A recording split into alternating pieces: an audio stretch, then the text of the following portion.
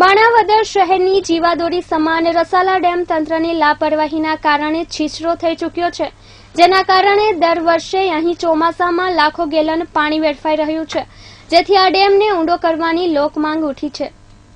માણાવદર શહેરમાં જીવાદોરી સમા ગણી શકાય તેવા રાજાશાહી વખતના રસાલા ડેમથી ઓળખાતા આ ડેમ દિન પ્રતિદિન સરકારી તંત્રની લાપરવાહીના કારણે છીછરો થઈ ચૂક્યો છે, જેના કારણે પાણી સંગ્રહ થવાના બદલે ડેમ ઉપરથી દર વર્ષે લાખો ગેલન પાણી ચોમાસામાં એમને એમ વેડફાય છે. વારંવાર સરકાર પાણી બચાવો અભિયાનના બંગાણા ફૂટી રહ્યા છે, તો બીજી તરફ એક પણ વખત આ ડેમને ઊંડો ઉતારવાની કામગીરી થઈ નથી. જો રસાલા ડેમ ઊંડો કરવામાં આવે તો આજુબાજુના ઘણા બધા ખેતરોને આ ડેમના પાણીનો લાભ મળી શકે તેમ છે. તે પછી આ ડેમ બંને સાઈડના બોર કુવાના તળ ઊંચા આવશે. આ ડેમ કષ્ટભંજન મંદિરથી હડમતાળી હનુમાન મંદિરથી પણ આગળ સુધીના વિસ્તારમાં પથરાયેલ છે, જે આશરે 4 થી 5 કિલોમીટર સુધી એક સરખું પાણી સંગ્રહિત થઈ શકે તેવી લંબાઈ છે. હું માણાવદર શહેરનો ખેડૂત ખાતેદાર છું.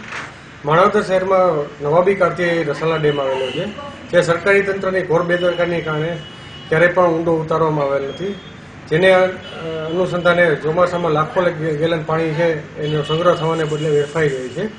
તો મારી સરકારને ઉચ્ચ સ્તર સુધી રજૂઆત છે કે આ ડેમનો હરમતાળી મંદિર સુધી ઊંડો ઉતારવા, જેની લંબાઈ આશરે 4 થી 5 કિલોમીટરની છે, જે એક સરખો ઊંડો ઉતારવામાં આવે તો લાખો ગેલન પાણીમાં સંગ્રહ થઈ શકે છે અને જેનો ખેડૂતો અને માણાવદરના શહેરીજનોને યોગ્ય લાભ મળે એમ છે. અને ચોમાસા દરમિયાન જે બીજી ઋતુમાં છે, ઉનાળાના સમયમાં અથવા આ ડેમને હડમતાળી મંદિર સુધી ઊંડો ઉતારવાની ખાસ જરૂરત છે, જેથી લાખો ગેલન પાણી સંગ્રહિત થશે. આ અંગે માણાવદરના ખેડૂત ગિરિરાજસિંહ જાડેજાએ જણાવ્યું હતું કે હજુ ચોમાસાને વાર છે ત્યારે સરકાર રસાલા ડેમને ઊંડો કરી બંને સાઈડ માટી ચઢાવી દે તો લાખો ગેલન પાણી સંગ્રહ થઈ શકે તેમ છે.